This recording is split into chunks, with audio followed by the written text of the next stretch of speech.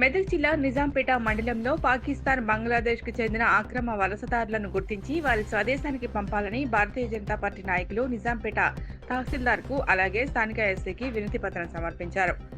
BJP నాయకులు మాట్లాడారు. నిజాంపేట మండల వ్యాప్తంగా పాకిస్తాన్, బంగ్లాదేశ్ అక్రమ వలసదారులు ఎవరైనా ఉన్నట్లయితే వారిని గుర్తించి వారి స్వదేశానికి పంపాలని తహసీల్దార్కి అలాగే ఎస్ఐకి వినతి పత్రం సమర్పించడం జరిగిందన్నారు. ఈ కార్యక్రమంలో మండల బీజేపీ అధ్యక్షుడు చంద్రశేఖర్, బీజేపీ నాయకులు శ్రీనివాస్ గౌడ్, శ్రీనివాస్ ముదిరాజ్, సిద్దిరాం రెడ్డి, నరేష్, రాజిరెడ్డి, సంతోష్, పోసయ్య కుమార్, సందీప్ గౌడ్, కుమార్, ప్రశాంత్ పాల్గొన్నారు.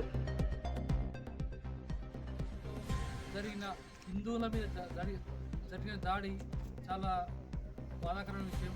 హిందువా అని పేరు చెప్పి హిందువులను కాల్చి ఊచకొద వచ్చిన ఆ ఉగ్రవాదులు, పాకిస్తాన్, బంగ్లాదేశ్ ఉగ్రవాదులు మన దేశంలో ఉండడానికి వీల్లేదని భారతీయ జనతా పార్టీ బరాబర్ ఖండిస్తుంది.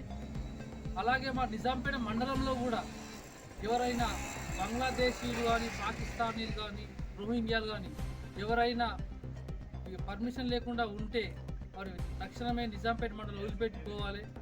లేని పక్షంలో మన ఎంఆర్ఓ గారికి అలాగే నిజాంపేట ఎస్ఐ గారికి కూడా వివరణ వేయడం జరిగింది. భారతదేశ ఇతరులు, పాకిస్తానీలు, బంగ్లాదేశ్, రోహింగ్యాలు ఇంకెవరైనా ఉంటే కూడా మొన్న 28 తారీఖు వరకే ఖచ్చితంగా ఉన్న పరంగా దేశాన్ని వదిలిపెట్టి వెళ్ళాలని చెప్పేసి ఆర్డర్స్ ఇవ్వడం జరిగింది. అయినప్పటికీ కూడా ఇంకా కొంతమంది పోకుండా ఇక్కడే ఉన్నట్టు సమాచారం ఉంది.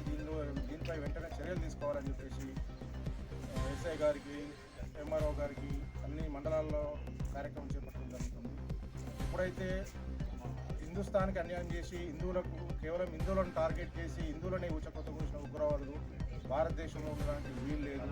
ఈ దేశంలో ఉంటూ ఈ నీరు దాగి భారతదేశం నీరు దాగి భారతదేశం గాలి వీస్తూ పాకిస్తాన్కు సపోర్ట్ చేసే ఉగ్రవాదులు భారతదేశంలో ఒక్క క్షణం కూడా ఉండడానికి అవసరం లేదు.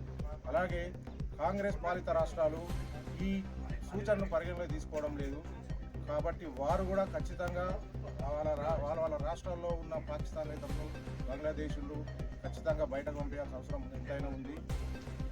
దీన్ని ఖచ్చితంగా స్ట్రిక్ట్గా అమలు చేయాల్సిన అవసరం ఉంది. కాబట్టి మేము ఇలా నిజాంపేట ఎంఆర్ఓ గారికి రిప్రజెంటేషన్ ఇవ్వడం జరిగింది. భారత్ మాతాకి జై.